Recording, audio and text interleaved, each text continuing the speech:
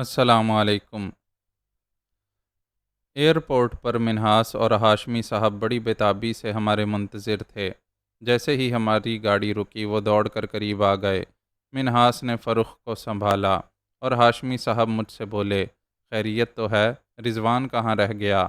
اس کی گاڑی کو حادثہ پیش آ گیا تھا، وہ ایک راہگیر کی لفٹ لے کر آ رہا ہے، ہمیں بھی اسی لیے دیر ہو گئی۔ حادثے کے نام سے ہاشمی صاحب پریشان ہو گئے تھے، لیکن میں نے انہیں یہ کہہ کر تسلی دے دی کہ حادثہ معمولی نوعیت کا تھا۔ چند منٹ میں رضوان بھی وہاں پہنچ گیا۔ کمانڈر حق کا آدمی ہم سے یوں جدا ہو گیا تھا جیسے اس کا ہم سے کوئی تعلق ہی نہ ہو۔ منہاس اور رضوان ہاشمی صاحب کے ساتھ سامان کو بکنگ کاؤنٹر پر لے گئے اور اسے ہوائی کمپنی کے کارندوں کے حوالے کرنے لگے۔ سامان بہت زیادہ تھا۔ فرخ بظاہر خوش نظر آ رہی تھی۔ اس نے منہاس کو یقیناً پسند کیا تھا، لیکن جب بھی وہ میری طرف دیکھتی، اس کی آنکھوں میں اداسی کا تاثر ابھرنے لگتا تھا۔ میں ادھر ادھر کی باتوں سے اس کا دل بہلانے لگی تاکہ وہ زیادہ مغموم نہ ہونے پائے۔ آخر وہ وقت بھی آ گیا جب منہاس اور فرخ کو سب سے رخصت ہو کر مسافروں کے لاؤنج میں جانا تھا۔ بیگم ہاشمی اور ہاشمی صاحب اپنے بچوں کے ساتھ باہر ہی رہ گئے، لیکن مجھے اور رضوان کو لاؤنج میں جانے کا موقع مل گیا۔ رضوان کا اخباری رپورٹر ہونا کام آ گیا تھا اور پولیس والوں نے ہمیں روکنے کی کوشش نہیں کی تھی۔ وہاں ہمیں چند منٹ گزرے تھے کہ مجھے شبہ ہوا جیسے دو آدمی ہم پر نظر رکھے ہوئے ہوں۔ ان میں سے ایک کا تعلق ڈیوٹی فری شاپ سے تھا اور دوسرے کے جسم پر کسی ہوائی کمپنی کے کارندے کی وردی نظر آ رہی تھی۔ اچانک رضوان نے مجھے اشارے سے الگ بلایا اور سرگوشی میں بولا، ہماری نگرانی کی جا رہی ہے۔ مجھے بھی شبہ ہوا تھا کہ کھیل ابھی ختم نہیں ہوا۔ کیا یہ کیپٹن آفاق کے گرگے ہیں؟ ناممکن تو نہیں، میں نے جواب دیا۔ میں تو شروع ہی سے کہہ رہی ہوں کہ کیپٹن آفاق آسانی سے ہار ماننے والوں میں سے نہیں ہے، لیکن یہاں وہ کیا کر سکتا ہے؟ دشمن کو کمزور کبھی مت سمجھو۔ ہاں، یہ بے شک کہا جا سکتا ہے کہ یہاں اسے کچھ مشکل ضرور پیش آئے گی۔ رضوان کے چہرے سے پریشانی کا اظہار ہونے لگا۔ ذہن تو میرا بھی الجھ گیا تھا، لیکن میری فکر کی نوعیت دوسری تھی۔ رضوان صرف فرخ کی سلامتی کی طرف سے فکر مند ہوگا، لیکن میں یہ بھی سوچ رہی تھی کہ یہاں کیپٹن آفاق کس قسم کی شیطانیت بکھیر سکتا ہے۔ میں اسی ادھیڑ بن میں تھی کہ لاؤنج میں ایک ایسا شخص داخل ہوا جسے دیکھ کر میں چونکے بغیر نہ رہ سکی۔ وہ کمانڈر حق تھا۔ وہ تیر کی طرح میری طرف آیا۔ خیریت؟ میں اسے گھورنے لگی۔ میرے جس آدمی کو آپ نے باہر چھوڑا تھا، اس نے کیپٹن آفاق کو وی آئی پی روم میں دیکھا ہے۔ اوہ! میرے جسم میں سنسناہٹ پھیل گئی، گویا آخری مرحلے پر خود کیپٹن آفاق میدان میں اتر آیا تھا۔ کمانڈر حق نے مزید کہا، کیونکہ میرا وہ آدمی لاؤنج میں نہیں آ سکتا تھا، اس لیے اس نے فون پر مجھے اطلاع دی۔ میں فوراً ادھر دوڑ پڑا تاکہ آپ کو کیپٹن آفاق کی موجودگی سے باخبر کر سکوں۔ ٹھیک ہے، اب آ گئے ہو تو یہیں ٹھہرو، شاید تمہاری ضرورت پڑ جائے۔ کیپٹن آفاق کی موجودگی کا مطلب یہ ہے کہ وہ ہر قیمت پر مجھے شکست دینا چاہتا ہے۔ کیا دو ایک آدمیوں کو اور بلوا لوں؟ نہیں، زیادہ آدمیوں کی ضرورت نہیں پڑے گی۔ میں نے کمانڈر حق کو آنکھیں کھلی رکھنے کی ہدایت کی اور فرخ کی طرف واپس لوٹی۔ وہ منہاس کے ساتھ ایک طرف بیٹھی الجھی ہوئی نظروں سے میری طرف دیکھ رہی تھی۔ وہ اور اس کا شوہر میری اور رضوان کی پراسرار نقل و حرکت سے کچھ پریشان ہو گئے تھے۔ جب میں ان کے قریب پہنچی تو انہوں نے استفسار بھی کیا، لیکن میں ٹال گئی اور ادھر ادھر کی باتیں کرنے لگی۔ بظاہر میں اپنے ماحول سے قطعی غافل ہو گئی تھی، لیکن در حقیقت ایسا نہیں تھا۔ میں پوری طرح چوکنا تھی اور اطراف میں حرکت کرنے والے سبھی لوگ میری نظر میں تھے۔ میں نے ایک لڑکھڑاتے ہوئے آدمی کو لاؤنج میں داخل ہوتے دیکھا۔ اس کے ساتھ ایک اور آدمی بھی تھا جو اسے سہارا دیے ہوئے تھا۔ سہارا دینے والے کے ہاتھ میں ایک ایئر بیگ بھی تھا۔ میں انہیں کوئی اہمیت نہ دیتی، لیکن اس وقت مجھے چونکنا پڑا جب ہماری نگرانی کرنے والوں میں سے ایک شخص ان دونوں کی طرف بڑھا۔ یہ ڈیوٹی فری شاپ والا آدمی تھا۔ اس کے قدم ان دونوں کی طرف اٹھے تھے، لیکن پھر اچانک وہ اس طرح رک گیا جیسے چابی ختم ہو جانے پر کوئی کھلونا حرکت کرنے سے معذور ہو جاتا ہے۔ غالباً اسے اشارہ کر دیا گیا تھا کہ محتاط رہو۔ اس کے بعد ڈیوٹی فری شاپ والا ایسا بیگانہ بن گیا جیسے اس نے ان آنے والوں کو دیکھا تک نہ ہو۔ لڑکھڑانے والا شاید نشے میں دھت تھا۔ اس نے نیلا سوٹ پہن رکھا تھا اور اسے وہاں لانے والے کے جسم پر جیکٹ اور پتلون تھی۔ اس نے نیلے سوٹ والے کو لے جا کر ایک کونے کے صوفے پر بٹھایا اور ایئر بیگ اس کے کندھے سے لٹکا کر تیز تیز قدموں سے چلتا ہوا اسی راستے سے واپس لوٹ گیا جدھر سے آیا تھا۔ میں نے نشے میں دھت اس شخص کو نظر میں رکھ لیا۔ مجھے شبہ تھا کہ وہ بن رہا ہے اور نشے میں ہرگز نہیں ہے، لیکن اس کی اداکاری بلا شبہ بہت جاندار تھی۔ اس کا ایئر بیگ مجھے بری طرح کھٹک رہا تھا۔ میں سوچ رہی تھی کہ شاید اس میں کوئی آتشی اسلحہ ہوگا، بندوق یا فولڈنگ رائفل وغیرہ۔ کسی بھی مناسب موقع پر وہ اداکاری چھوڑ کر پوری طرح ہوش میں آ جائے گا، بیگ کھول کر ہتھیار نکالے گا۔ اور میں نے کمانڈر حق کی طرف دیکھا۔ وہ بظاہر تو ماحول سے لاپرواہ نظر آ رہا تھا، لیکن میں یقین سے کہہ سکتی تھی کہ وہ پوری طرح چوکنا ہوگا۔ وہ نیلے سوٹ والے اس شرابی سے زیادہ دور نہیں تھا۔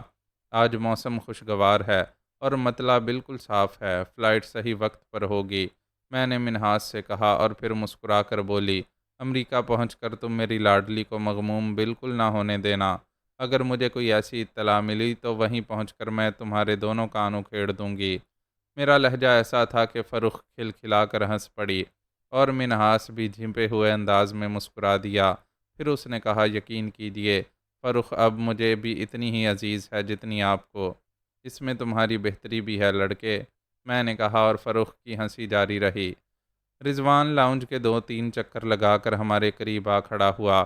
اس کے چہرے پر تشویش کچھ گہری ہو گئی تھی۔ اس کی سمجھ میں نہیں آ رہا ہوگا کہ وہ کیا کرے۔ اس کی یہ حالت دیکھ کر مجھے غصہ آنے لگا۔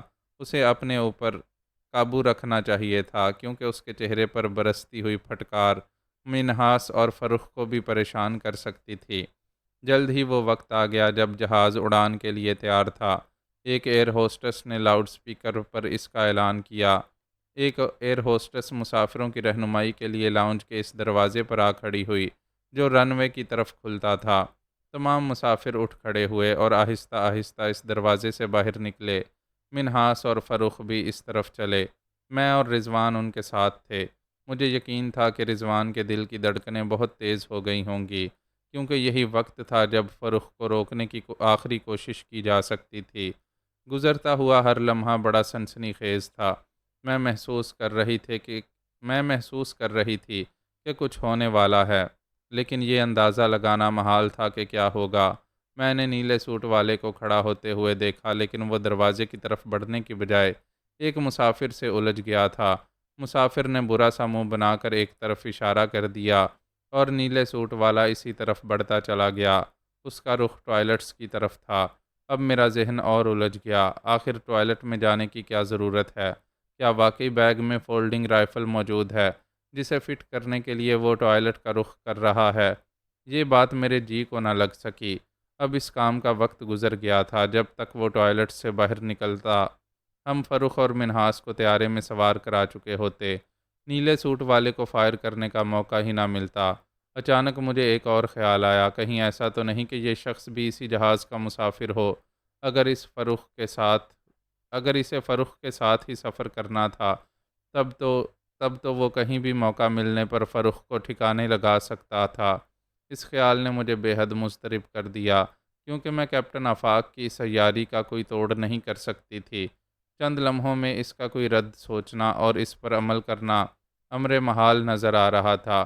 یہ ناممکن سی بات تھی کہ مجھے اس طیارے میں کوئی سیٹ مل جاتی اور میں فرخ کے ساتھ سفر کر سکتی۔ دفعتاً ایک ایسا خیال میرے ذہن میں آیا کہ مجھے وہ اختراعی خطرہ بے بنیاد نظر آنے لگا۔ اگر آفاق کو یہی کرنا تھا تو پھر اسے وہ سب کچھ کرنے کی کیا ضرورت تھی جس کا شکار زبیدہ ہوئی تھی؟ وہ سب کچھ ہونے کا مطلب ہی یہ تھا کہ کوئی دوسری تدبیر نہیں سوچی گئی تھی، اور عین وقت پر اس تدبیر کو عملی جامہ پہنانا ممکن نہیں تھا۔ امریکہ کی فلائٹس بے حد پرہجوم ہوتی تھیں اور ایڈوانس بکنگ کے بغیر سیٹ نہیں ملتی تھی۔ اس کے علاوہ دوسری رسمی کارروائیاں بھی تھیں۔ کیپٹن آفاق لاکھ رسوخ اور مؤثر شخصیت سہی، لیکن وہ آدھے گھنٹے میں یہ سارے انتظامات ہرگز نہیں کر سکتا تھا۔ یہ سب کچھ سوچنے کے بعد میں نے اطمینان کی سانس لی اور ہم لاؤنج سے نکل کر جہاز تک پہنچ گئے۔ میں محسوس کر رہی تھی کہ فرخ کی نظریں اب میرے چہرے سے نہیں ہٹ رہی تھیں، اور بار بار ایسا محسوس ہو رہا تھا جیسے وہ اپنے آنسو پینے کی کوشش کر رہی ہو۔ جہاز کی سیڑھیاں چڑھنے سے پہلے وہ بے اختیار ہو کر مجھ سے لپٹ گئی اور سسکیاں لینے لگی۔ ارے ارے، یہ کیا پاگل پن ہے! میں نے اسے پیار بھرے انداز میں ڈانٹا۔ بانو، مجھے یوں لگ رہا ہے جیسے یہ ہماری آخری ملاقات ہے، وہ سسکیاں لیتی ہوئی بولی۔ اش، ایسی باتیں کرو گی تو میں تم سے روٹھ جاؤں گی۔ میں بسد مشکل اپنی آواز کو بھررانے سے روک سکی۔ نہیں نہیں بانو، آپ مجھ سے نہ روٹھیے گا، ورنہ میں تو مر جاؤں گی۔ بس تو پھر یہ رونا دھونا بند کرو۔ میں نے اس کی آنکھوں کے موتی اپنے رومال میں سمیٹ لیے۔ وہ اپنی سسکیوں پر قابو پانے کی کوشش کرتی ہوئی بولی، آپ نے کہا تھا جب بھی میں آپ کو لکھوں آپ امریکہ پہنچ جائیں گی۔ ہاں جان، میں نے اس کا گال تھپ تھپاتے ہوئے کہا، بس تم مجھے تار دے دینا۔ تار یہاں آنے میں جتنی دیر لگتی ہے اتنی دیر مجھے وہاں پہنچنے میں نہیں ہوگی۔ اچھا اب مسکراؤ مسکراؤ۔ میں نے اس کے پیٹ میں گدگدی کر دی اور وہ ہنس پڑی۔ اس کی آنکھیں اب بھی بھیگی ہوئی تھیں۔ مجھے وہ ہنستے ہوئے آنسو بہت پیارے لگے۔ فرخ سے الگ ہو کر میں منہاس کی طرف متوجہ ہوئی اور کہا، دیکھو میں پھر کہہ دیتی ہوں، میری گڑیا کو ذرا بھی مغموم نہ ہونے دینا۔ منہاس کچھ سنجیدہ نظر آنے لگا اور بولا، بانو، مجھے یہ کہنے کی اجازت دیجیے کہ شاید آپ نے مجھے سمجھنے میں غلطی کی ہے۔ اش پاگل! میں نے بڑی محبت سے اس کا کندھا تھپ تھپایا۔ اچھا بس اب تم لوگ جاؤ، خدا حافظ۔ خدا حافظ رضوان بھائی، فرخ بولی۔ خدا حافظ بیبی، میرے پیچھے کھڑے ہوئے رضوان نے پرمسرت لہجے میں کہا اور پھر بڑی گرم جوشی کے ساتھ منہاس سے ہاتھ ملایا۔ میں اس دوران میں طیارے پر چڑھنے والے مسافروں پر بھی نظر رکھے رہی تھی اور آخر کار میں نے اطمینان کی سانس لی، کیونکہ ان مسافروں میں نیلے سوٹ والے کی شکل نظر نہیں آئی تھی۔ منہاس نے فرخ کا ہاتھ تھام لیا اور دونوں سیڑھیاں چڑھنے لگے۔ آخر کار وہ دروازے پر رکے۔ نیچے ہماری طرف دیکھتے ہوئے انہوں نے الوداعی انداز میں ہاتھ ہلایا اور جہاز کے اندرونی حصے میں گم ہو گئے۔ چلو خدا کا شکر ہے کہ سب ٹھیک رہا، رضوان ایک گہرا سانس لے کر بولا۔ لیکن میں اب بھی مطمئن نہیں ہوں رضوان۔ ایئرپورٹ پر خود کیپٹن آفاق موجود ہے اور فرخ اتنی آسانی سے جہاز میں سوار ہو گئی، مجھے یقین نہیں آ رہا۔ وہم کا علاج تو لقمان کے پاس بھی نہیں، رضوان نے منہ بنا کر کہا۔ وہ اپنے کسی اور ذاتی کام سے ایئرپورٹ آیا ہوگا۔ ہو سکتا ہے، میں بڑبڑائی، لیکن جب تک جہاز اڑ نہیں جاتا مجھے اطمینان نہیں ہوگا۔ اطمینان تو شاید اب تمہیں کبھی بھی نہیں ہوگا، رضوان نے طنزیہ لہجے میں کہا۔ فرخ کی جدائی کا گھاؤ جو کھایا ہے دل پر، اور میں ہرگز نہیں بھول سکتی کہ یہ گھاؤ تم نے لگایا ہے۔ میں تمہیں اس کی سزا ضرور دوں گی رضوان، یاد رکھنا۔ ہم تو مستقل سزا بھگتنے کے لیے تیار ہیں خاتون، آپ ذرا گھاس ڈال کر تو دیکھیے۔ اپنا یہ لوفرانہ انداز چھوڑ دو ورنہ کسی روز بہت بری طرح پٹو گے۔ چھری خربوزے پر گرے یا خربوزہ، میں بھنا کر لاؤنج کی طرف واپس جانے لگی اور رضوان نے ہنس کر اپنا فکرہ نامکمل ہی چھوڑ دیا۔ لاؤنج میں میری نظروں نے نیلے سوٹ والے کو ہر طرف تلاش کیا، لیکن وہ کہیں بھی دکھائی نہیں دیا۔ البتہ کمانڈر حق ایک طرف بیٹھا ہوا بڑا مطمئن نظر آ رہا تھا۔ شاید اس کی دانست میں بازی ختم ہو چکی تھی، لیکن ادھر یہ عالم تھا کہ ایئرپورٹ پر آفاق کی موجودگی ذہن میں کسی کانٹے کی طرح چبھ رہی تھی۔ بعد میں حالات نے ثابت بھی کر دیا کہ میرے خدشات بے بنیاد نہیں تھے۔ آفاق کی موجودگی سے فکر مند تھی تو کچھ غلط نہیں تھا۔ میں یوں ہی ڈیوٹی فری شاپ پر رک کر وہاں رکھی ہوئی چیزوں کا جائزہ لینے لگی اور رضوان باہر رن وے کی طرف نظریں دوڑانے لگا۔ جہاز ابھی تک اپنی جگہ سے نہیں ہلا تھا اور مسافروں کو اوپر پہنچانے والی سیڑھیاں بھی اس سے جدا نہیں کی گئی تھیں۔ میں نے رضوان کے قریب پہنچ کر کہا، آخر اب کس بات کا انتظار ہے؟ اور پھر شاید میرے سوال کے جواب میں لاؤڈ سپیکر بول اٹھا، مسافروں کے لیے آخری کال کی جا رہی ہے، کوئی مسافر رہ گیا ہے شاید۔ رضوان لاپرواہی سے بولا، مسافروں کے لیے آخری کال میں اس مسافر کا نام بھی لیا گیا جو ابھی تک طیارے میں نہیں پہنچا تھا۔ اس مسافر کا نام طاہر سعید تھا، اور چونکہ وہ کاؤنٹر پر اپنا سامان جمع کرا چکا تھا اس لیے اس کا انتظار ضروری تھا۔ لیکن جب 15 منٹ بعد بھی طاہر سعید جہاز پر سوار ہونے نہیں آیا تو قطعی آخری کال کی گئی۔ ارے! دفعتاً رضوان کے منہ سے نکلا، اس جہاز سے تو کوئی اہم شخصیت جا رہی ہے۔ میں ادھر ادھر دیکھنے لگی، لیکن رضوان کا یہ فکرہ سنتے ہی میں نے چونک کر رن وے کی طرف دیکھا۔ دو تین آدمی بڑے پروقار انداز میں چلتے ہوئے طیارے کے اگلے حصے کی طرف بڑھ رہے تھے، اور فوٹوگرافر ان کی تصویریں اتارنے میں مشغول تھے۔ جہاز کے دروازے پر پہنچ کر ان آدمیوں میں سے ایک نے پلٹ کر الوداعی انداز میں ہاتھ ہلایا۔ اوہ، میرے منہ سے بے ساختہ نکل گیا۔ وہ وزیر خارجہ تھے، سیاست کے افق پر ابھرتی ہوئی ایک نئی شخصیت۔ 2 منٹ بعد ہی سیڑھیاں جہاز سے الگ کر دی گئیں اور دونوں دروازے اندر سے بند کر لیے گئے۔ 15 منٹ بعد جہاز زمین چھوڑ چکا تھا۔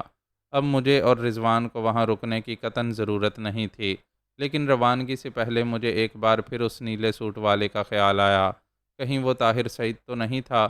میں نے اسے ٹوائلٹس کی طرف جاتے ہوئے دیکھا تھا، اور پھر اس کی شکل نہیں دکھائی دی تھی۔ کیا وہ اب تک وہیں تھا؟ میں بے اختیار ٹوائلٹس کی طرف بڑھتی چلی گئی۔ میں نے اس بات کی بھی پرواہ نہیں کی کہ مجھے مردانہ ٹوائلٹس کی طرف بڑھتے دیکھ کر لوگ کیا سوچیں گے۔ رضوان میرے پیچھے لپکا اور بوکھلائے ہوئے انداز میں بولا، معزز خاتون، آپ چشمہ استعمال کیا کیجئے، یہ لیڈیز ٹوائلٹ نہیں ہے۔ میں شاید اسے کوئی تیز قسم کا جواب دیتی، لیکن اندر داخل ہوتے ہی میری نظریں اس شرابی پر جم کر رہ گئیں جو فرش پر دیوار کے سہارے نیم دراز خراٹے لے رہا تھا۔ یقیناً یہ اداکاری نہیں تھی۔ میرے ذہن نے تیزی سے کام کرنا شروع کیا اور میں سمجھ گئی کہ مجھ سے اندازے کی غلطی ہوئی تھی، ایک نفسیاتی غلطی۔ چونکہ شروع ہی میں یہ خیال میرے ذہن میں جم گیا تھا کہ نیلے سوٹ والا دشمنوں کا آدمی ہے، اس لیے میں نے اس کی مدہوشی کو حقیقت سمجھنے کی بجائے اداکاری سمجھا تھا۔ رضوان بھی اس شرابی کو اس عالم میں وہاں دیکھ کر ہکا بکا رہ گیا تھا۔ میں جھکی اور نیلے سوٹ والے کا کندھا پکڑ کر ہلا دیا۔ اس نے چونک کر آنکھیں کھولی اور جب وہ بولا تو اس کے منہ سے بدبو کے بھبکے اڑ رہے تھے۔ مجھے سونے دو، اس کمرے کا دروازہ غائب ہو گیا ہے، دیواریں مجھے ہلا رہی ہیں، ٹائم پیس بول رہا ہے، مجھے سونے دو۔ اس کی یہ بہکی ہوئی باتیں اس کی رگ رگ میں شراب کی موجودگی کا پتہ دے رہی تھیں، اور میں بڑے غور سے اسے دیکھ رہی تھی۔ معزز خاتون، رضوان دونوں ہاتھ باندھ کر بڑے ادب سے بولا، بہتر ہوگا کہ آپ باہر چلیے۔ اگر آپ کو یہ شرابی پسند آ گیا ہے تو میں اسے کندھے پر لاد کر آپ کے پاس پہنچا دوں گا۔ میں نے اب بھی اس کی بات پر دھیان نہیں دیا اور ایک بار پھر شرابی کو جھنجھوڑا، جس نے آنکھیں بند کر لی تھیں۔ اس نے مجھے گھور کر دیکھا اور پھر بڑبڑانے لگا، میرے اچھے دوستوں کو بلاؤ، انہوں نے مجھے بہت خوب ٹریٹ کیا ہے، میں ان کو تحفہ دکھاتا ہوں۔ تحفہ، تحفہ۔ وہ تحفہ، تحفہ کی تکرار کرتا ہوا اپنی جیبوں سے ایک ایک چیز نکال کر فرش پر ڈھیر کرنے لگا۔ میں نے ان چیزوں کا جائزہ لیا۔ اس کے پاسپورٹ اور ٹکٹ سے یہ بات ثابت ہو گئی کہ اس کا نام طاہر سعید ہے، اور اس نے امریکہ جانے کے لیے 2 ہفتے پہلے ہی ٹکٹ ریزرو کروائی تھی۔ وہ کیپٹن آفاق کا ساتھی ہرگز نہیں ہو سکتا تھا۔ میں اس پر لعنت بھیج کر سیدھی کھڑی ہونے ہی والی تھی کہ بدبخت نے دونوں ہاتھ میری گردن میں حمائل کر دیے اور ان کے سہارے جھول گیا۔ میں جھٹکے سے اس پر جا پڑی اور میرے منہ سے گالی نکلتے نکلتے رہ گئی۔ تم بہت اچھی ہو، وہ بڑبڑایا، میں وہ تحفہ تمہیں دینا چاہتا ہوں، میرا سوٹ کیس لاؤ۔ میں نے ایک جھٹکا دے کر خود کو چھڑا لیا، اور رضوان اس کی کھوپڑی پر ہاتھ پھیرتا ہوا بولا، تمہارا سوٹ کیس جہاز میں اڑ چکا ہے میری جان، تم یہیں پڑے سڑتے رہو۔ ہائے، سوٹ کیس بھی گیا، دوست بھی گیا، ہائے میرا تحفہ، کیسی خوبصورت آواز تھی، ٹک ٹک ٹک ٹک، ہائے میری ٹک ٹک۔ وہ رونے لگا۔ میں اسے چھوڑ کر ٹوائلٹ سے جانے کے لیے تیزی سے مڑی تو رضوان جلدی سے بولا، سنیے بانو، کیا اٹھاؤں اسے کندھے پر؟ لیکن میں اس کی طرف دھیان دیے بغیر تیزی سے باہر نکلی چلی گئی۔ میرے ذہن میں ٹک ٹک گونج رہی تھی اور اعصاب جنجنانے لگے تھے۔ مجھے اب اس میں کوئی شبہ نہیں رہ گیا تھا کہ میں کیپٹن آفاق سے شکست کھا چکی تھی۔ میں لاؤنج میں گھسی اور کمانڈر حق پر ایک چٹتی سی نظر ڈالتی ہوئی باہر نکلی چلی گئی۔ میں نے کمانڈر حق کو اٹھتے ہوئے دیکھ لیا تھا، اس کے پیچھے پیچھے رضوان بھی آ رہا تھا۔ میں جیسے ہی ایئرپورٹ کی عمارت سے باہر نکلی، کمانڈر حق کا وہ آدمی میرے قریب آ گیا جو رضوان کو آدھے راستے سے ایئرپورٹ لایا تھا۔ میں نے سوالیہ نظروں سے اس کی طرف دیکھا تو وہ بولا، کیپٹن آفاق ابھی ابھی اپنی کار میں بیٹھا ہے، کوئی خاص بات؟ دراصل میں اس کی کار کے قریب ہی کھڑا تھا۔ جب وہ کار میں بیٹھ رہا تھا تو ایک آدمی نے اس کے قریب پہنچ کر اسے اطلاع دی تھی کہ سب کام ٹھیک ٹھاک ہو گیا ہے۔ پھر شاید کیپٹن آفاق نے وقت پوچھا اور اس آدمی نے گھڑی دیکھے بغیر 11 بجے کہا تھا۔ 11 بجے؟ لیکن 11 بجنے میں تو ابھی بہت دیر ہے، میں کہتے کہتے ایک دم خاموش ہو گئی۔ مجھے اپنے اعصاب پر زناٹا سا محسوس ہوا تھا۔ 2 اور 2 4 کرنے کے لیے مجھے ایک بات اور معلوم ہو گئی تھی۔ اسی وقت ایک لمبی سی شیورلیٹ میرے قریب سے گزری۔ اس کی رفتار بہت کم تھی اور اس کی پچھلی سیٹ پر کیپٹن آفاق بیٹھا ہوا تھا۔ اس کے برابر میں وہ جیکٹ والا بھی نظر آیا جو طاہر سعید کو لاؤنج میں چھوڑ کر گیا تھا۔ مجھ سے نظر ملتے ہی کیپٹن آفاق بہت کھل کر مسکرایا۔ اس مسکراہٹ میں حقارت بھی تھی اور فتح و کامرانی کا نشہ بھی۔ اتنے میں رضوان اور کمانڈر حق بھی میرے قریب پہنچ گئے۔ میں نے تیزی سے کمانڈر حق کو مخاطب کیا۔ سنو، مردانہ ٹوائلٹ میں ایک شرابی مدہوش پڑا ہوا ہے، اسے کسی طرح بھی یہاں سے اٹھوا لے جاؤ اور ہوش میں لا کر اس سے یہ پوچھنے کی کوشش کرو کہ اس نے پچھلے 2 گھنٹے کس طرح گزارے ہیں۔ کمانڈر حق نے اپنے سر کو اثبات میں جنبش دی اور تیزی سے مڑ گیا۔ تم جا کر اپنے باس کی مدد کرو، میں نے کمانڈر حق کے آدمی سے کہا اور پھر رضوان کی طرف مڑ کر بولی، فرخ کی زندگی خطرے میں ہے رضوان، میں نے بھی کچھ ایسا ہی اندازہ لگایا ہے۔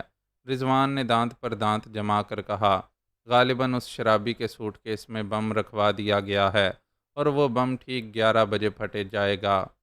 یہ تم کیسے کہہ سکتی ہو؟ رضوان کی پیشانی پر پسینہ چمکنے لگا تھا۔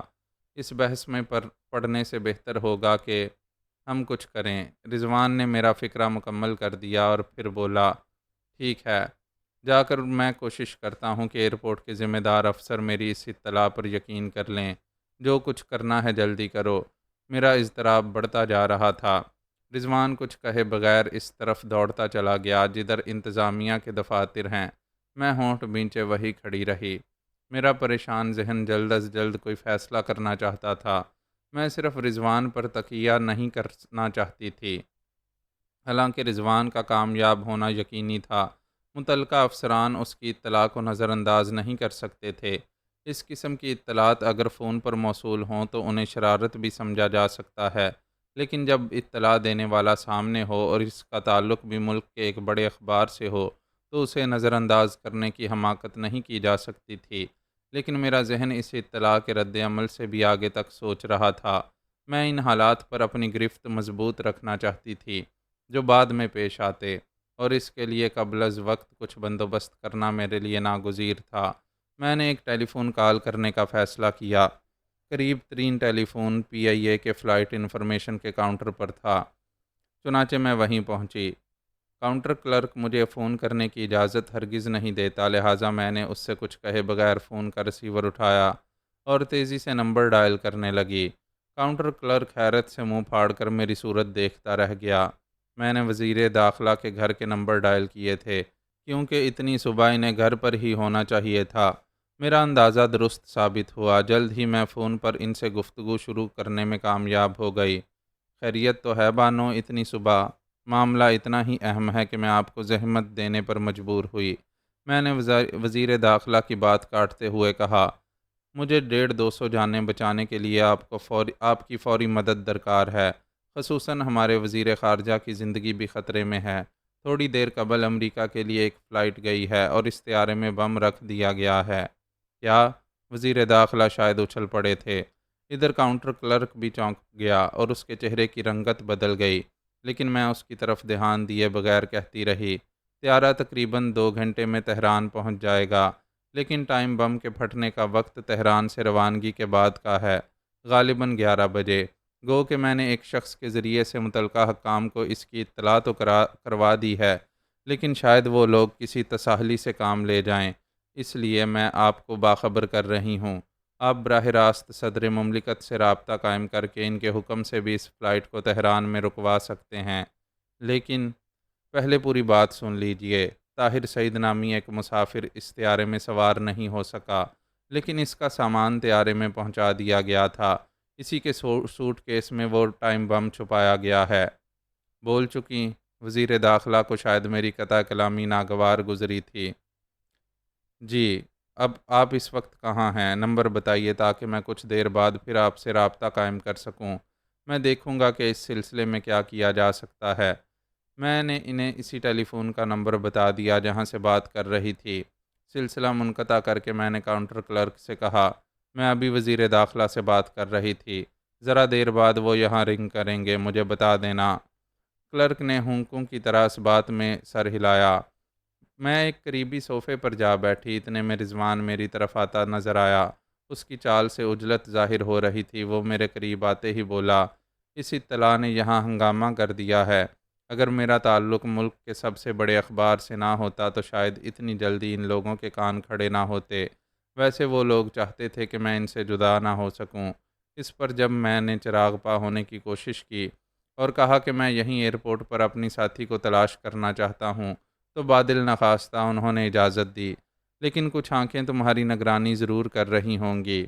اتنی خوفناک اطلاعات دینے والوں کو دسترس سے دور نہیں ہونے دیا جاتا۔ بہرحال اب صورتحال قابو میں آ جائے گی۔ اگر یہ لوگ تمہاری بات نہ سنتے تو بھی کوئی فرق نہ پڑتا۔ میں اپنے وسائل کو بھی کام میں لا چکی ہوں۔ میں نے ایک فون کیا تھا، بہت جلد اس کے نتائج بھی سامنے آ جائیں گے۔ وسائل؟ رضوان نے مجھے گھورتے ہوئے کہا، آخر تمہارے وسائل معنی کیا رکھتے ہیں؟ تم خود کیا بلا ہو؟ آہستہ آہستہ خود ہی تھوڑا بہت جان لوگے، میں نے جواب دیا، اور یہ بات میں نے سوچے سمجھے بغیر نہیں کہی تھی۔ رضوان کی ذہانت سے میں کبھی بھی منکر نہیں ہوئی۔ اب تو کمانڈر حق اور اس کے دو ایک آدمی بھی رضوان کی نظروں میں آ گئے تھے۔ وہ ان کے بارے میں معلومات حاصل کر کے میری شخصیت کو تھوڑا بہت ضرور جان لیتا۔ میں وزیر داخلہ کے فون کی منتظر تھی، لیکن جب پون گھنٹہ گزر گیا اور کال نہیں آئی تو مجھے بے چینی ہونے لگی۔ پھر 15 منٹ اور گزر گئے۔ میں دوبارہ فون کرنے کے لیے صوفے سے اٹھی ہی تھی کہ خود وزیر داخلہ سامنے سے آتے نظر آ گئے۔ ان کے ساتھ کچھ اور آدمی بھی تھے جن کو میں قطعاً نہیں جانتی تھی۔ وزیر داخلہ کی آمد سے ایئرپورٹ پر کھلبلی مچ گئی۔ ذمہ دار افسران ادھر سے ادھر دوڑتے نظر آنے لگے۔ وزیر داخلہ ان آدمیوں کے ساتھ سیدھے میری طرف بڑھے۔ میں ان کی طرف بڑھی اور جب قریب پہنچ گئی تو وزیر داخلہ نے مسافے کے لیے ہاتھ بڑھا دیا۔ مسافہ کرنے کے بعد وہ اپنے ساتھ آنے والوں میں سے ایک کو مخاطب کر کے میرا تعارف کرانے لگے۔ یہ صبیحہ بانو ہیں۔ وہ اطلاع انہی کی دی ہوئی تھی۔ پھر مجھے بتایا گیا کہ جس شخص سے میرا تعارف کرایا گیا ہے وہ انٹیلیجنس کا ڈائریکٹر ہے۔ اس سے میں نے اندازہ لگایا کہ باقی لوگ بھی انٹیلیجنس کے ہی افسران ہوں گے۔ انٹیلیجنس ڈائریکٹر نے مجھ پر سوالات کی بوچھاڑ کر دی۔ وہ جاننا چاہتا تھا کہ بم کے بارے میں میری معلومات کے ذرائع کیا ہیں۔ اگر میری جگہ کوئی عام آدمی ہوتا تو سوالات کی اس بوچھاڑ اور چبھتے ہوئے لہجے سے بوکھلا جاتا، لیکن میں نے بڑے اطمینان سے ہاتھ اٹھا کر اسے بولنے سے روکا اور کہا، جناب پہلے آپ وزیر خارجہ اور دوسرے مسافروں کی سلامتی کا بندوبست کریں، یہ گفتگو تو بعد میں بھی ہو سکتی ہے۔ میرے اس انداز پر ڈائریکٹر بہت بری طرح جھلا گیا۔ تاہم اس نے اپنے اوپر قابو رکھتے ہوئے کہا، اس کا بندوبست کیا جا چکا ہے۔ تہران ایئرپورٹ پر سیکیورٹی کا عملہ جہاز کو اپنی تحویل میں لے لے گا۔ مسافروں کو اتار لینے کے بعد جہاز کی تلاشی شروع کی جائے گی۔ سارے جہاز کی تلاشی لینا چندہ ضروری نہیں، صرف ایک مسافر کے پرسنل لیگج کو دیکھنا کافی ہوگا۔ تلاشی کا آغاز پرسنل لیگج ہی سے ہوگا۔ ڈائریکٹر نے منہ بنا کر کہا، بہتر ہوگا کہ آپ میرے سوالات کا جواب دیں۔ میں آپ کے کسی سوال کا جواب نہیں دوں گی، میں نے دو ٹوک انداز میں کہا۔ یہ ایک ایسی بات تھی کہ ڈائریکٹر کے چہرے کا رنگ بدلنا ہی چاہیے تھا۔ اس کو غصے میں آتے دیکھ کر وزیر داخلہ مضطرب ہو گئے اور انہوں نے جلدی سے مجھے مخاطب کیا، معاملہ بہت نازک ہے بانو، آپ کو ان سے تعاون کرنا چاہیے۔ مجھے معاملے کی نزاکت کا پورا احساس ہے اور اسی لیے مجھے اپنی زبان بند رکھنا پڑ رہی ہے۔ میں اس سلسلے میں صرف پریزیڈنٹ کو جواب دوں گی۔ میرے اس جواب پر وزیر داخلہ تو چونک گئے، لیکن ڈائریکٹر مجھے کینہ توز نظروں سے گھورنے لگا۔ اس کا مزاج کچھ نادر شاہی قسم کا تھا، لیکن مجھے مروب کرنے میں اسے ناکامی ہی ہوئی تھی۔ لیکن اس سے پہلے کہ وہ غصے میں مجھ پر پھٹ پڑتا، تیزی سے قریب آنے والا ایک آدمی جھک کر اس کے کان میں کچھ کہنے لگا۔ ڈائریکٹر نے اس کی بات سننے کے بعد مجھے پھر گھورا اور الفاظ چباتا ہوا بولا، طاہر سعید نامی مسافر نے اپنی سیٹ 15 دن پہلے بک کرائی تھی اور وزیر خارجہ نے اچانک ہی اس فلائٹ سے امریکہ جانے کا فیصلہ کیا تھا۔ اگر یہ سازش ہے تو اس کا جملہ پورا ہونے سے پہلے ہی مجھے ہنسی آ گئی۔ ہنسی مجھے اس بات پر آئی تھی کہ جہاز پر وزیر خارجہ کی موجودگی کی بنا پر انہی کو بم کا نشانہ سمجھا جا سکتا تھا۔ میری ہنسی سے ڈائریکٹر کے چہرے پر شدید غصے کی سرخی پھیل گئی۔ اس نے پیر پٹخ کر کہا، آپ کو اس عدم تعاون کا خمیازہ بھگتنا پڑے گا۔ مقدر کو کون ٹال سکتا ہے؟ میں نے ٹھنڈی سانس لے کر کہا۔ اس جواب پر ڈائریکٹر کا جو حال ہوا ہوگا وہ بیان کرنے کی ضرورت نہیں۔ وزیر داخلہ نے اس موقع پر یہ ضروری سمجھا کہ ڈائریکٹر کو بازو سے پکڑ کر میرے قریب سے ہٹا لے جائیں اور اسے سمجھانے کی کوشش کریں کہ وہ کس عورت سے الجھ رہا ہے۔ دراصل میں عدم تعاون پر اس لیے آمادہ تھی کہ مجھے کیپٹن آفاق کو نیچا دکھانے کا ایک سنہری موقع مل رہا تھا اور میں اس موقع کو ہاتھ سے نہیں جانے دینا چاہتی تھی۔ اگر میں انٹیلیجنس ڈائریکٹر کو سب کچھ بتا کر مطمئن کر دیتی تو پھر صدر مملکت سے ملاقات کا امکان ختم ہو جاتا۔ اگر میں وزیر داخلہ کے تعاون سے صدر تک پہنچتی تو ملاقات کی نوعیت بدل جاتی۔ اس وقت میں کیپٹن آفاق کے سلسلے میں جو کچھ کہتی وہ شکایت کا روپ دھار لیتا، جبکہ میں یہ چاہتی تھی کہ کیپٹن آفاق کے مجرم ہونے کا انکشاف صرف صدر کے سامنے کروں۔ اس طرح میری بات سے شکایت کا عنصر گویا ختم ہو جاتا اور میں جو کچھ کہتی اس سے خلوص جھلکتا ہوا محسوس کیا جاتا۔ اسی نکتے کو سامنے رکھتے ہوئے میں عدم تعاون کی پالیسی پر قائم رہنا چاہتی تھی۔ ڈائریکٹر اور وزیر داخلہ میرے قریب آ گئے۔ ٹھیک ہے خاتون، وہ مجھے گھورتا ہوا بولا، اس معاملے کی پوری تحقیقات کی جائے گی اور اس سلسلے میں آپ کو بھی ہمارے ساتھ چلنا ہوگا۔ میں سمجھ گئی کہ وہ مجھے خواہ گھسیٹ کر صرف پریشان کرنا چاہتا ہے۔ وزیر داخلہ کے سمجھانے پر بھی اس کی کیلیں پوری طرح سیدھی نہیں ہوئی تھیں۔ ٹھیک ہے، میں نے اطمینان سے کہا، میں ضرور چلوں گی۔ اسی وقت ایئرپورٹ پر ایک افسر انٹیلیجنس ڈائریکٹر کے پاس آیا اور اسے دوسروں سے الگ لے جا کر کچھ کہنے لگا۔ اپنی بات ختم کرنے کے بعد وہ واپس جانے لگا تو اس کی نظر رضوان پر پڑی۔ اس نے فوراً ڈائریکٹر سے کہا، سر، ان صاحب نے بھی بم کے بارے میں اطلاع دی تھی۔ رضوان میرے پیچھے کھڑا ہوا تھا۔ اسے دیکھ کر ڈائریکٹر کی آنکھوں میں دلچسپی کی چمک پیدا ہو گئی۔ نہ جانے اس کے ذہن میں کیا خیال آیا تھا۔ یہ میرے ساتھی ہیں، میں بول پڑی، میں نے ہی ان کو یہ اطلاع دے کر متعلقہ افسران کے پاس بھیجا تھا۔ آپ کی تعریف؟ ڈائریکٹر براہ راست رضوان سے مخاطب ہوا۔ جواباً رضوان نے اپنا مکمل تعارف کرا دیا۔ وہ میرے قریب ہی کھڑا تھا اور اس نے ڈائریکٹر سے میری نوک جھونک سن لی تھی، اس لیے مجھے یقین تھا کہ وہ جوابات دیتے ہوئے محتاط رہے گا۔ آپ کو کیسے معلوم ہوا کہ جہاز میں بم رکھا گیا ہے؟ ڈائریکٹر نے رضوان سے بڑے دبنگ انداز میں سوال کیا۔ مجھے صبیحہ بانو نے بتایا تھا، رضوان نے بڑے اطمینان سے جواب دیا۔ انہی کی ہدایت پر میں متعلقہ حکام کو اطلاع دینے گیا تھا۔ ڈائریکٹر نے شاید سوچا یہ تھا کہ وہ رضوان کو روب میں لے لے گا، لیکن اسے یہاں بھی ناکامی ہوئی۔ جناب، ایک آدمی نے قریب آ کر ڈائریکٹر سے کہا، ایک special flight naan stop Moscow جا رہی تھی۔ اس کا بندوبست کر لیا گیا ہے کہ وہ تہران میں رک کر آپ کو اتار دے۔ ڈائریکٹر نے اپنے سر کو اثباتی جنبش دی اور اپنے دو آدمیوں کو الگ الگ لے جا کر کچھ ہدایات دینے لگا۔ اس کے بعد وہ دوسرے افسروں کے ساتھ عمارت کے اندرونی دفاتر کی طرف بڑھ گیا تھا۔ اس کے دونوں آدمی جن کو اس نے ہدایات دی تھیں میرے اور رضوان کے قریب آ کھڑے ہوئے۔ یہ دونوں بھاگیں گے نہیں، وزیر داخلہ نے تلخ لہجے میں کہا۔ یس سر، وہ دونوں بکھلا کر بیک وقت بولے۔ وزیر داخلہ نے مجھے اشارہ کیا اور دوسروں سے قدرے الگ تھلگ لے جا کر بولے، یہ ڈائریکٹر بڑا عجیب آدمی ہے۔ صدر کا منہ چڑھا ہے، اس لیے میں زیادہ کچھ کہہ بھی نہیں سکتا۔ پرواہ مت کیجیے، میں نمٹ لوں گی۔ کیا آپ نے صدر کو اس صورتحال سے آگاہ کر دیا ہے؟ وہ تو میں کر چکا ہوں، لیکن یہ مجھے نہیں معلوم تھا کہ آپ ان سے ملنا چاہتی ہیں۔ آخر آپ کو اس کی ضرورت کیوں محسوس ہو رہی ہے؟ اگر آپ مجھے فی الحال اس بارے میں لب کشائی پر مجبور نہ کریں تو میں آپ کی شکر گزار ہوں گی۔ کہیں یہ اسی کی شرارت تو نہیں؟ وزیر داخلہ کا اشارہ کیپٹن آفاق کی طرف تھا، جسے میں سمجھ گئی۔ بہتر ہوگا کہ ہم پھر کسی وقت اس موضوع پر گفتگو کریں۔ یہ کہتے ہوئے میں نے کنکھیوں سے انٹیلیجنس کے ان دونوں آدمیوں کی طرف دیکھا جن کے کان ہماری گفتگو پر لگے ہوئے تھے۔ انٹیلیجنس ڈائریکٹر نے میرے ساتھ رضوان کو بھی گھسیٹ لیا اور ہم اس فلائٹ پر سوار ہو گئے جو ماسکو جا رہی تھی، لیکن جسے اب محض ہماری وجہ سے تہران میں بھی رکنا تھا۔ تحقیقاتی پارٹی میں ایوییشن کے چند افسر بھی تھے۔ مجھے اور رضوان کو ملا کر یہ پارٹی کل 15 افراد پر مشتمل تھی۔ اس پارٹی کے 2-3 افسر جو بازوم خود بہت ذہین رہے ہوں گے، فلائٹ کے دوران مجھ سے ادھر ادھر کی گفتگو کرتے رہے اور باتوں کے دوران میں مجھے کریدنے کی کوشش کی گئی، لیکن بالآخر انہیں مایوس ہو جانا پڑا۔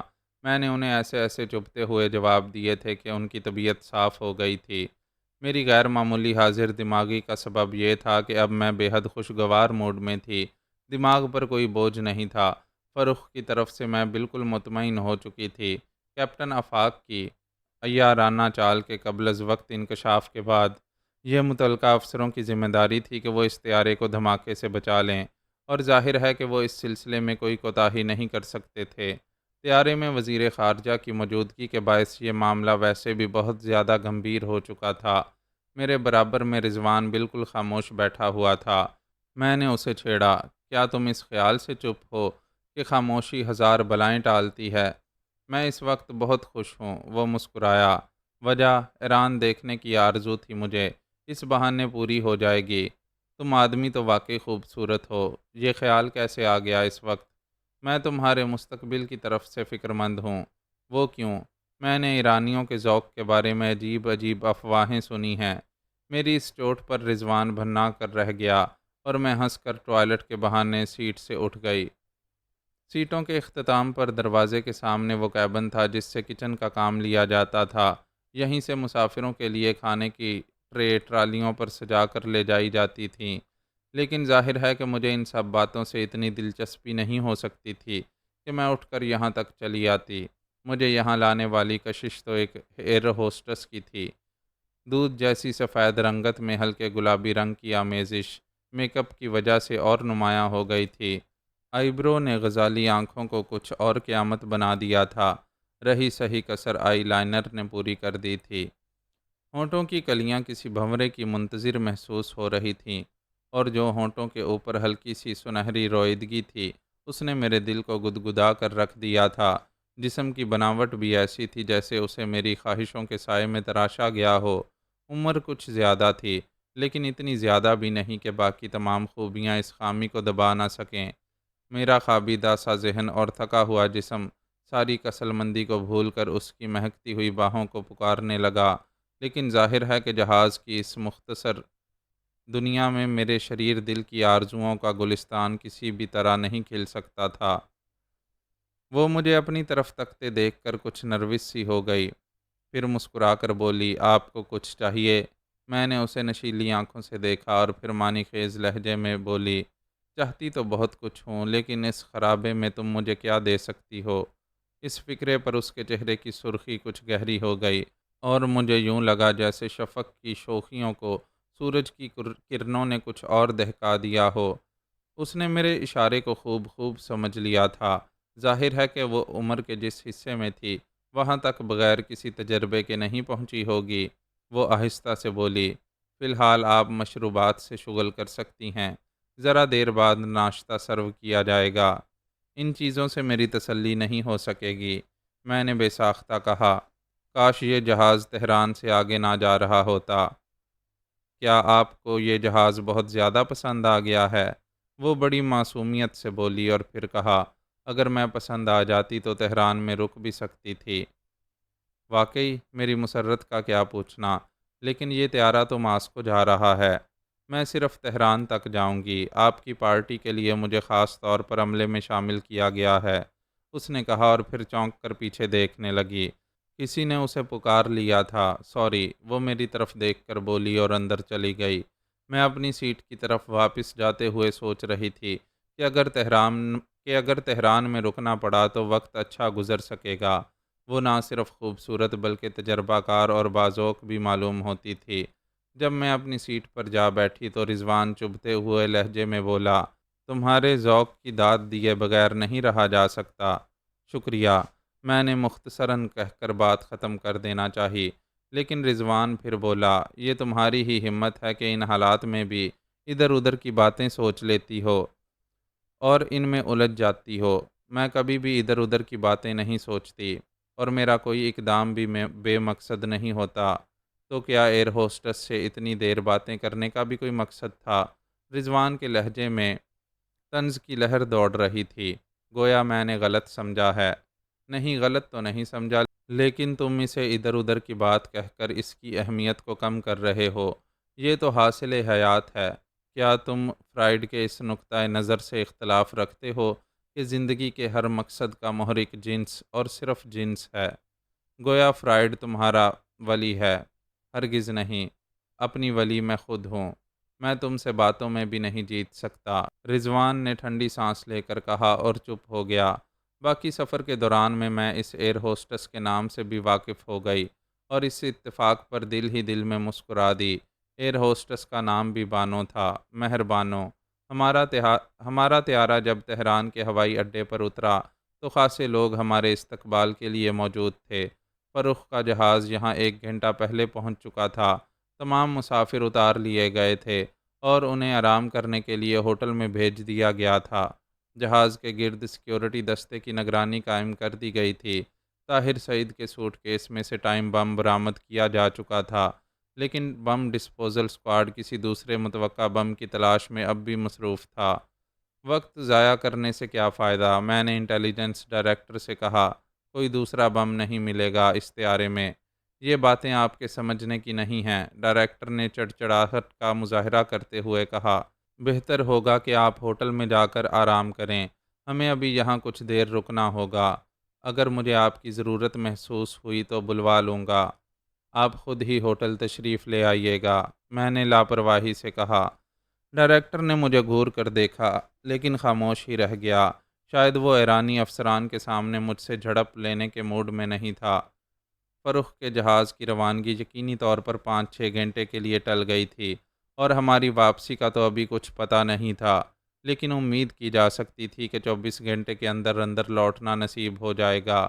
ہمیں اسی ہوٹل میں پہنچایا گیا جہاں تمام مسافروں کو ٹھہرایا گیا تھا۔ میں نے فوری طور پر فرخ سے ملنے کی کوشش کی، مگر کامیاب نہ ہو سکی۔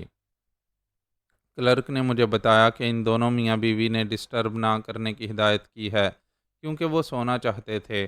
پتہ نہیں ان دونوں کو اس سفر نے مزمحل کیا تھا یا گزشتہ رات کی تھکن رنگ لائی تھی۔ بہرحال میں نے انہیں چھیڑنا مناسب نہیں سمجھا اور کلرک کو فرخ کے لیے یہ پیغام دے دیا کہ جب وہ جاگے تو میرے کمرے میں آ کر مجھ سے مل لے۔ رضوان میرے ساتھ کچھ وقت گزارنا چاہتا تھا، لیکن میں اسے یہ بہانہ کر کے ٹال گئی کہ سونا چاہتی ہوں۔ حقیقتاً یہ بہانہ بھی نہیں تھا، میں واقعی کچھ دیر سونا چاہتی تھی۔ رات بھر کی بے آرامی اور باغ دوڑ نے مجھے خاصا تھکا دیا تھا۔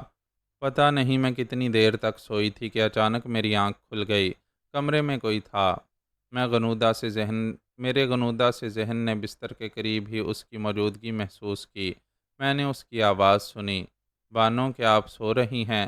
میں تیزی سے اٹھ بیٹھی کیونکہ میں نے فرخ کی آواز پہچان لی تھی۔ دروازہ اندر سے اسی لیے بولٹ نہیں کیا تھا کہ فرخ جب آئے تو مجھے جگا لے۔ فرخ میری گڑیا، میں بے اختیار اس سے لپٹ گئی۔ وہ نائٹ گاؤن میں ملبوس تھی۔ ہم دونوں خاصی دیر تک ایک دوسرے سے لپٹے رہے، خاموشی سے ایک دوسرے کو ٹٹولتے رہے، ڈھونڈتے رہے، جیسے خدشہ ہو کہ گزشتہ واقعات نے ہم میں کچھ کمی کر دی ہوگی۔ پھر ہم نے ہنسنا اور بولنا شروع کر دیا، جیسے برسوں بعد ملاقات ہوئی ہو، جیسے عرصہ دراز تک بچھڑے رہنے کے بعد ملے ہوں۔ فرخ کا ذہن اس الجھن میں پھنسا ہوا تھا کہ جہاز یہاں کیوں رک گیا ہے۔ مسافروں کو صرف اتنا بتایا گیا تھا کہ کسی تکنیکی خرابی کی وجہ سے یہ التوا ناگزیر ہے۔ میں نے بھی فرخ کو اصل وجہ نہیں بتائی۔ ڈر تھا کہ وہ اس کا ذکر منہاس سے کر دے گی۔ منہاس کہیں اور یہ ذکر لے بیٹھتا اور اس طرح یہ بات پھیل جاتی جو عرصہ دراز سے سرکاری فائلوں میں بند ہے اور جسے اب میرا قلم لوگوں کے سامنے لا رہا ہے۔ سرکاری سطح پر کیسے کیسے سنسنی خیز ڈرامے ہوتے رہتے ہیں، ان کا علم عام لوگوں کو کبھی نہیں ہوتا۔ سرکاری فائلوں کے قلب میں یہ وارداتیں اس طرح دفن ہو جاتی ہیں کہ عام لوگوں کو اس کی ہوا بھی نہیں لگتی، اور شاید وہ یہ سمجھتے رہتے ہیں کہ سنسنی خیز کہانیاں صرف انہی کے محلوں اور گلی کوچوں میں جنم لیتی ہیں۔ فرخ اس بات پر بھی حیران تھی کہ میں اچانک وہاں کیسے پہنچ گئی۔ اس سلسلے میں میرے پاس کوئی معقول بہانہ نہیں تھا۔ میں نے بڑے بے تکے سے جواب دیے، لیکن اس وقت فرخ غالباً میرے جوابوں کے بے تکے پن پر غور نہیں کر سکی، کیونکہ ان باتوں کے دوران میں ہم ایک دوسرے سے بہت قریب رہے تھے۔ وہ قربت رنگ بھی لا رہی تھی، ایک جوش، ایک ولولہ پیدا ہو رہا تھا، سانسیں اعتدال کا دامن چھوڑ رہی تھیں، قلب کی وارداتوں کا رنگ آنکھوں میں جھلک آیا تھا اور حرکات و سکنات میں ترنگ پیدا ہو گئی تھی۔ اس جوش و خروش کے بعد اظہار جوش کی انتہا کا سفر شروع ہوا۔ بے تکلفی کے دور نے آنکھیں کھولیں، اور جب لذت و انبساط کی انگڑائیاں ٹوٹنے لگیں تو میں نے محسوس کیا کہ فرخ شادی کے بعد بھی نہیں بدلی تھی، بالکل ویسی ہی تھی، لیکن شادی کے نتیجے میں یہ تغیر تو آنا ہی چاہیے تھا کہ آج وہ حجاب اندر حجاب کی تصویر نہیں بنی تھی۔ اس کی جھجک کا بڑی حد تک خاتمہ ہو چکا تھا، اور اب اس کی گستاخیاں میری بے باکیوں سے ہم آہنگ ہو گئی تھیں۔ جب ہلچل کے یہ لمحات ختم ہو گئے تو میں نے اس سے منہاس کے بارے میں پوچھا۔ فرخ نے مسکرا کر بتایا کہ منہاس چونکہ بے غرض ہونے کے بعد سویا ہے، اس لیے لنچ سے پہلے اس کے اٹھنے کا کوئی امکان نہیں۔ لنچ کا وقت بھی ہو ہی رہا تھا، لہٰذا میں نے اٹھ کر لباس تبدیل کیا۔ یہ لباس اور ضرورت کی کچھ دوسری چیزیں میں نے ایئرپورٹ سے ہوٹل آتے ہوئے راستے میں خرید لی تھیں۔ تیار ہو کر میں فرخ کے ساتھ اس کے کمرے میں گئی، منہاس کو جگایا، اور پھر میں نے فون کر کے رضوان کو بھی وہیں بلوا لیا تاکہ سب مل کر کھانا کھائیں۔ میری اور رضوان کی موجودگی نے منہاس کو بششدر کر دیا تھا، لیکن میں نے اسے بھی ویسے ہی ٹالنے والے جوابات دیے جیسے فرخ کو دے چکی تھی۔ ظاہر ہے کہ منہاس ان جوابات سے مطمئن نہ ہوا ہوگا اور اس نے یہ بات محسوس کر لی ہوگی کہ میں اسے ٹال رہی ہوں، لیکن اس کے یہ محسوس کر لینے میں کوئی حرج نہیں تھا۔ اگر میں اسے حقائق سے باخبر کر دیتی تو یہ زیادہ حرج کی بات ہوتی۔ فلائٹ کسی وقت بھی روانگی کے لیے تیار ہو سکتی تھی، اس لیے مسافروں کو باہر جانے سے روک دیا گیا تھا۔ ہم سب اس وقت تک ساتھ ہی رہے جب تک کہ ایک ایئر ہوسٹس مسافروں کے لیے بس لے کر نہیں پہنچ گئی۔ رضوان تو فرخ اور منہاس کو رخصت کرنے کے لیے ایئرپورٹ تک گیا، لیکن میں نے انہیں ہوٹل کے صدر دروازے ہی پر الوداع کہہ دیا۔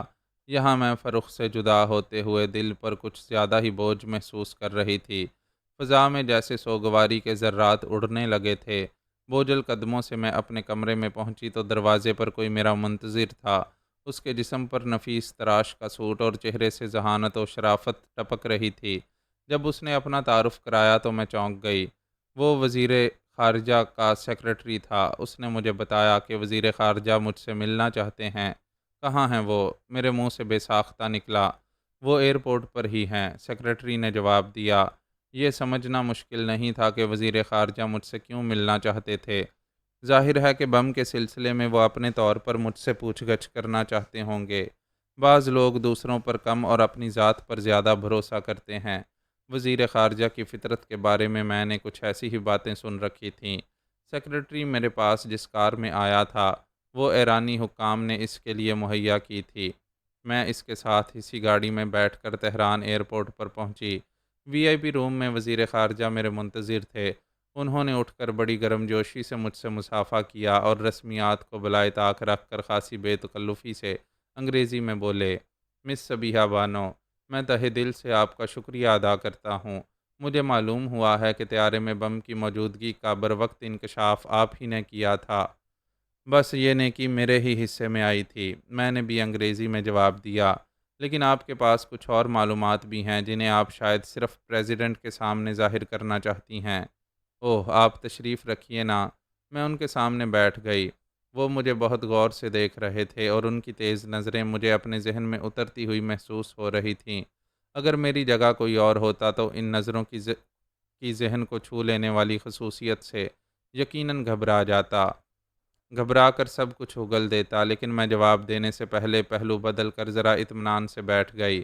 ایک ملازم نے مشروبات کی ٹرے لا کر بڑے ادب سے پیش کی اور میں نے اس میں سے ایک گلاس اٹھا لیا تھا۔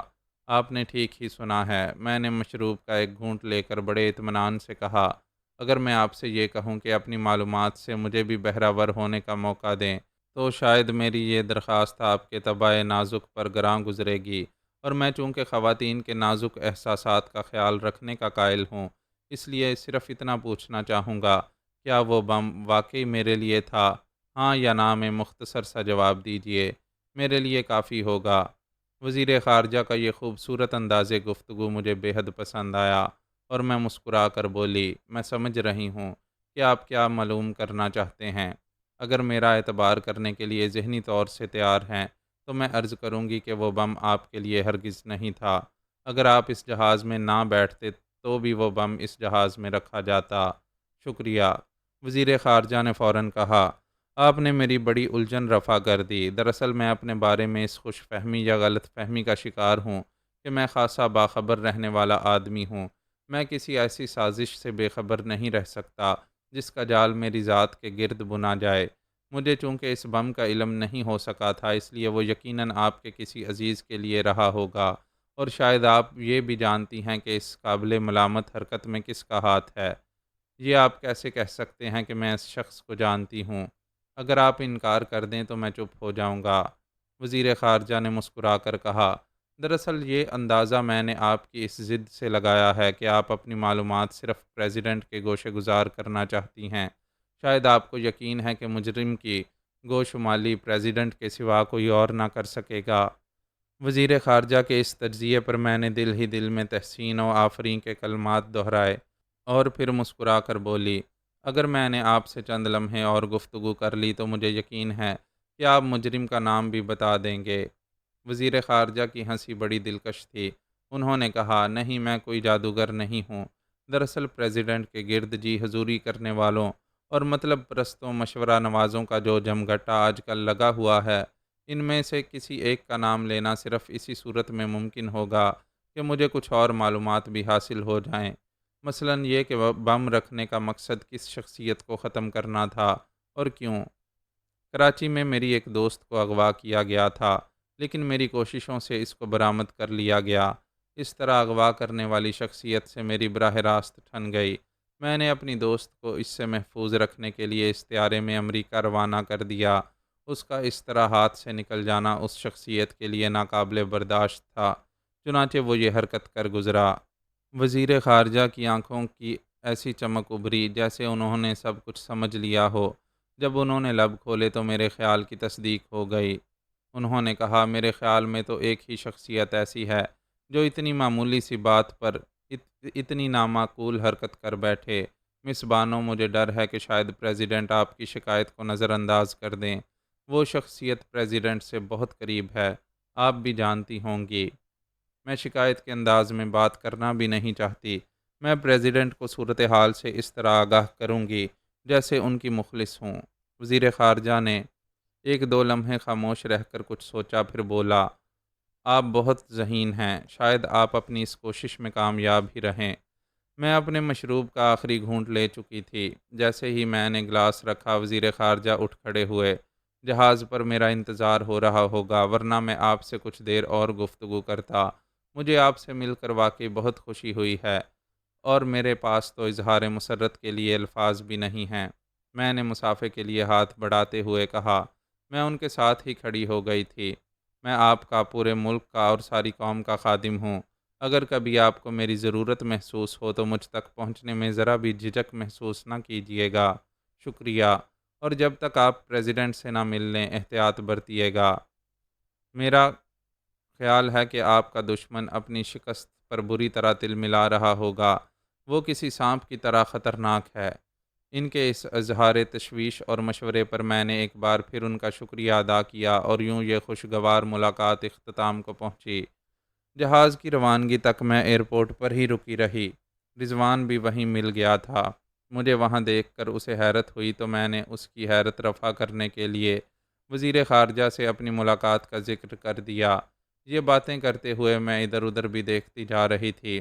اچانک میری نظریں ایک ایسے آدمی پر پڑیں جو بڑے غور سے ہم دونوں کی طرف دیکھ رہا تھا۔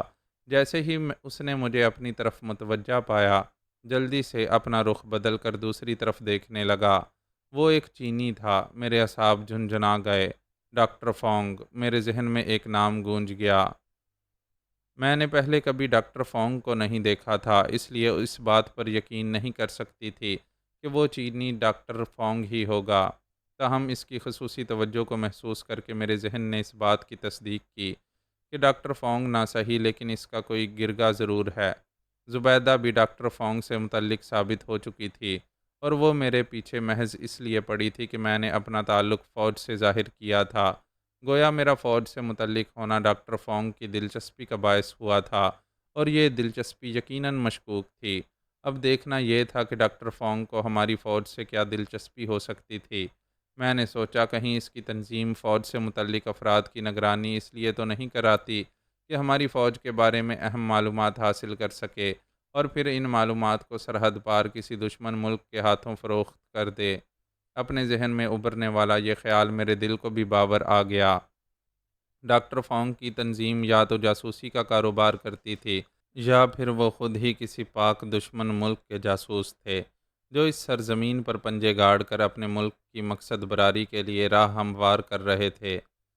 تہران میں ڈاکٹر فونگ کے آدمی کی موجودگی اس تنظیم کی بین الاقوامی وسعت کی طرف اشارہ کر رہی تھی، اور اس اشارے کو محسوس کر کے میرے جسم میں سنسنی کی ہزاروں لہریں دوڑ گئی تھیں۔ چینی کے بارے میں جو رہا سہا شک تھا اسے دور کرنے کے لیے میں نے راست اقدام کا فیصلہ کیا۔ میں ایسے موقعوں پر بغلیں جھانکنا پسند نہیں کرتی۔ میں کوئی تربیت یافتہ جاسوس تو ہوں نہیں کہ مجھے محتاط اقدامات کی عادت ہو۔ میں اپنی کسی بھی الجھن کو دور کرنے کے لیے سیدھا سادہ راستہ اختیار کرتی ہوں۔ چنانچہ اس وقت بھی میں نے ایسا ہی کیا۔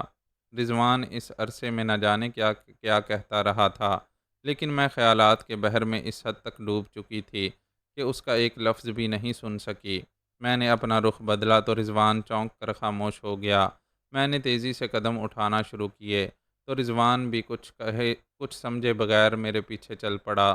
میرا رخ اس چینی کی طرف تھا۔ اس نے جو مجھے یوں اپنی طرف بڑھتے دیکھا تو شاید بوکھلا گیا۔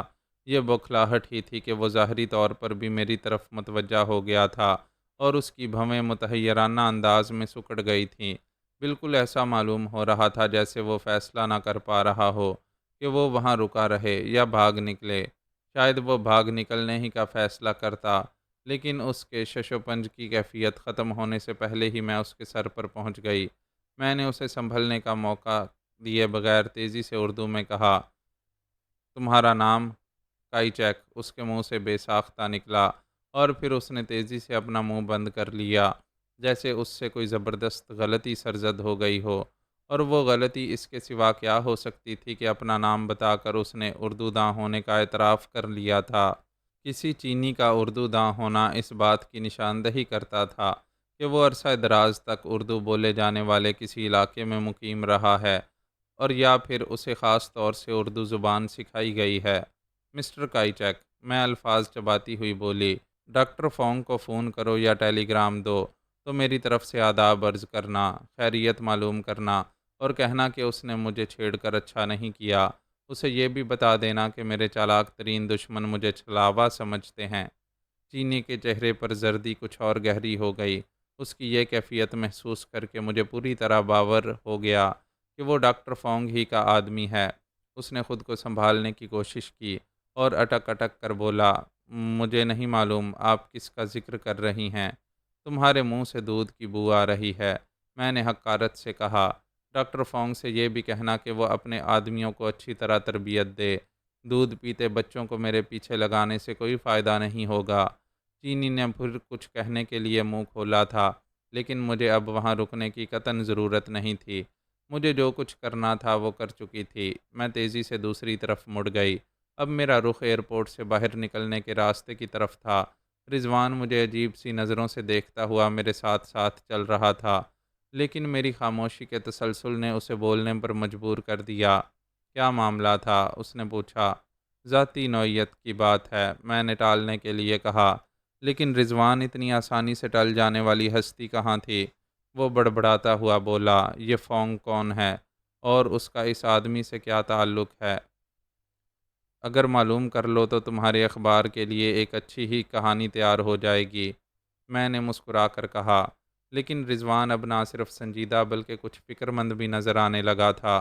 قدرے توقف کے بعد تشویش آمیز لہجے میں بولا، بے شک چین ہمارا سب سے بڑا، سب سے عظیم دوست ہے، اور وہاں کے عوام بھی ہمارے دل سے دور نہیں ہیں، لیکن یہ دوغلے چینی بہت خطرناک ہوتے ہیں۔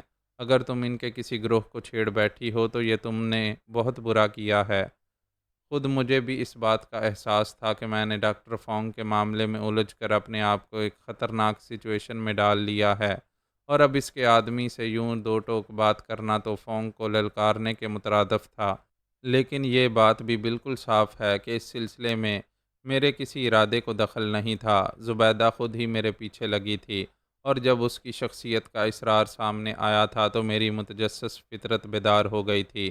میں نے زبیدہ کی زبان کھولنے کے لیے اسے کمانڈر حق کے حوالے کر دیا تھا، گو کہ وہ آخر تک کچھ بتانے پر آمادہ نہیں ہوئی تھی، لیکن اس کی زبان سے نکلنے والے صرف ایک نام وکٹر نے مجھے ڈاکٹر فونگ تک پہنچا دیا تھا، اور اب ڈاکٹر فونگ کے آدمی میرے تعاقب میں تہران تک آ پہنچے تھے۔ گویا چھیڑ چھاڑ انہی کی طرف سے ہوئی تھی، اور اب میری انا یہ گوارا نہیں کر سکتی تھی کہ خطرات سے منہ چھپا کر بیٹھ جاؤں۔ ملک دشمن عناصر کے معاملے میں کوئی بھی محب وطن اپنے قدم پیچھے نہیں ہٹا سکتا، اور میرے معاملے کا تو ایک پہلو یہ بھی تھا کہ مجھے مردوں کو نیچا دکھا کر بڑی مسرت حاصل ہوتی ہے۔ میں ایسے لوگوں کو کبھی معاف نہیں کرتی جو مجھے کمتر درجے کی مخلوق سمجھنے کی حماقت کر بیٹھتے ہیں۔